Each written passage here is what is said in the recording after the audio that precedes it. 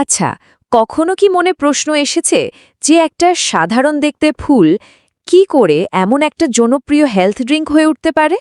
চলুন আজ আমরা সাদমান হুসাইন ইমনের একটা প্রেজেন্টেশনকে ভিত্তি করে ডিএক্সএন রোজেল জুসের ভেতরের গল্পটা একটু জেনে নিই। এর জার্নিটা কিন্তু আসলেই দারুণ। ভাবুন, একটা সাধারণ রঙিন ফুল থেকে শুরু, আর এখন এটা বিশ্বজুড়ে মানুষের কাছে একটা হেলথ সাপ্লিমেন্ট হিসেবে পরিচিত। চলুন তো দেখি এই রূপান্তরের পেছনে আসলে কি আছে। তো প্রথমেই জেনে নেওয়া যাক এই রোশেল জিনিসটা আসলে কি। খুব সহজ করে বললে এটা এক বিশেষ জাতের জবা ফুল। কিন্তু মজার ব্যাপার হলো এর রসটা কিন্তু সরাসরি ফুল থেকে আসে না, আসে ফুলের গোড়ার দিকে যে সবুজ পাতার মতো একটা অংশ থাকে, ওই ক্যালিক্স বা বৃতি থেকে। তাহলে চলুন এবার একটু গভীরে যাই। এই যে এত চমৎকার একটা পানীয়, এটা ঠিক কি কি জিনিস দিয়ে তৈরি, এর মূল উপাদানগুলো কি কি সেটা একবার দেখে নেওয়া যাক। শুনলে হয়তো একটু অবাকই লাগবে যে এর উপাদান কিন্তু স্রেফ ৩টা। কি কি? রোসেল নির্যাস, সাথে শুধু চিনি আর পানি। আর হ্যাঁ, এখানকার চিনিটা কিন্তু শুধু মিষ্টির জন্য না, ওটা একটা ন্যাচারাল প্রিজারভেটিভেরও কাজ করে। উপাদান হয়তো খুব সাধারণ, কিন্তু এর পুষ্টিগুণ কিন্তু মোটেও সাধারণ নয়। এটা প্রাকৃতিকভাবে ভিটামিন সিতে ভরপুর, আছে প্রচুর অ্যান্টিঅক্সিডেন্ট আর নানা রকম বি ভিটামিনও। আর সবচেয়ে বড় কথা হলো প্রেজেন্টেশন অনুযায়ী এতে কোনো আর্টিফিশিয়াল রং বা প্রিজারভেটিভ ব্যবহার করা হয় না। বেশ, এখন আসা যাক সবচেয়ে জরুরি প্রশ্নে, মানুষ এটা কেন ব্যবহার করবে? এর স্বাস্থ্য উপকারিতাগুলো কি কি? চলুন প্রেজেন্টেশনে যে দাবিগুলো করা হয়েছে সেগুলো নিয়েই আলোচনা করা যাক।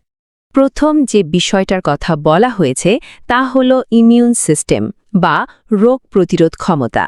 যেহেতু এতে প্রচুর ভিটামিন সি আছে, তাই বলা হচ্ছে এটা সর্দি কাশির মতো সমস্যা প্রতিরোধে সাহায্য করে।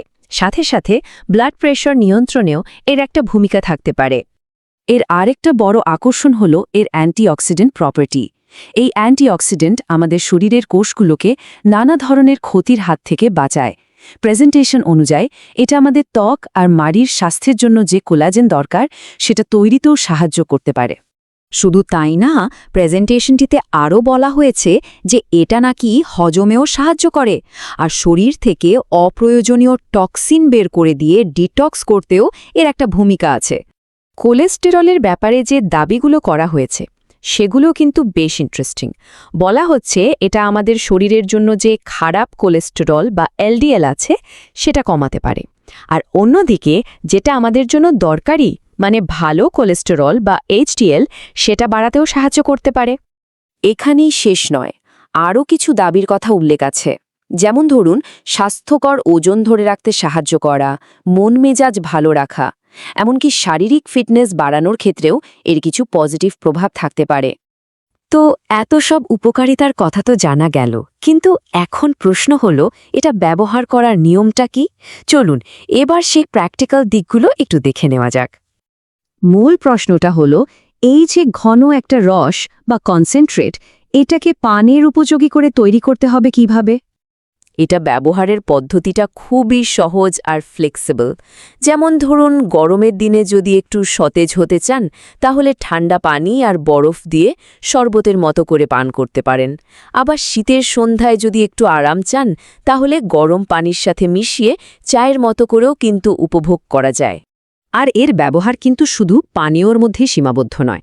প্রেজেন্টেশন অনুযায়ী রান্নাঘরেও এর অনেক ক্রিয়েটিভ ব্যবহার আছে, যেমন আইসক্রিম বা দইয়ের উপর টপিং হিসেবে, স্যালাড ড্রেসিংয়ে, বা এমনকি মকটেল বানানোর কাজেও এটাকে ব্যবহার করা যেতে পারে। বেস্ট রেজাল্ট পেতে হলে কয়েকটা ছোট ছোট টিপস মাথায় রাখা ভালো। যেমন প্রতিবার ব্যবহারের আগে বোতলটা ভালো করে ঝাঁকিয়ে নেওয়া, নিজের টেস্ট অনুযায়ী পানি মেশানো, আর একবার বোতল খোলার পর অবশ্যই ফ্রিজে রাখা। যে কোনো কিছুই ব্যবহারের আগে তার ভালো মন্দ, বিশেষ করে সতর্কতাগুলো জেনে নেওয়াটা খুব জরুরি। চলুন এবার আমরা সেই সব গুরুত্বপূর্ণ বিষয় নিয়ে কথা বলবো। এখানে দুটো বিষয়ে খুব পরিষ্কারভাবে সতর্ক করা হয়েছে। প্রথমত, যাদের লো ব্লাড প্রেশারের সমস্যা আছে তাদের এটা ব্যবহারের আগে অবশ্যই ডাক্তারের সাথে কথা বলে নেওয়া উচিত। আর দ্বিতীয়ত, যারা ডায়াবেটিস বা হাই ব্লাড প্রেশারের জন্য রেগুলার ওষুধ খান তাদের ক্ষেত্রেও ডাক্তারের পরামর্শ নেওয়াটা আবশ্যক, কারণ এটা ওষুধের সাথে বিক্রিয়া করতে পারে।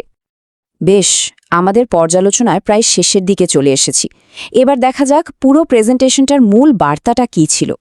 এখানে শুধু পণ্যের গুণাগুণই নয়, এর সাথে একটা ব্যবসায়িক সুযোগের কথাও বলা হয়েছে। প্রেজেন্টেশনটা এই শক্তিশালী বার্তা দিয়ে শেষ হয়েছে যে ডিএক্সএনের বিজনেসটা কিন্তু কোনো একটা দেশের মধ্যে সীমাবদ্ধ নয়, এটা একটা গ্লোবাল নেটওয়ার্ক, যার মানে হলো পৃথিবীর যে কোনো প্রান্ত থেকে যে কেউ এই ব্যবসার সাথে যুক্ত হতে পারে। আর এখানেই প্রেজেন্টেশনটি শেষ হচ্ছে, যেখানে আমরা দেখতে পাচ্ছি সাদমান হোসাইন ইমনের যোগাযোগের সব তথ্য দেওয়া আছে, যদি কেউ আরও জানতে চায় বা ব্যবসায়িক ব্যাপারে সহযোগিতা চায়। তো এই পুরো আলোচনা থেকে একটা জিনিস কিন্তু পরিষ্কার, কিভাবে একটা সাধারণ প্রাকৃতিক উপাদানকে ঘিরে একটা প্রোডাক্ট আর তার সাথে সাথে একটা গ্লোবাল বিজনেস অপরচুনিটি তৈরি হতে পারে। শেষে একটা প্রশ্ন কিন্তু থেকেই যায়, এই ধরনের প্রোডাক্টগুলো কি শুধুই একটা হেলথ সাপ্লিমেন্ট, নাকি এর পেছনে আরও বড় কিছু লুকিয়ে আছে?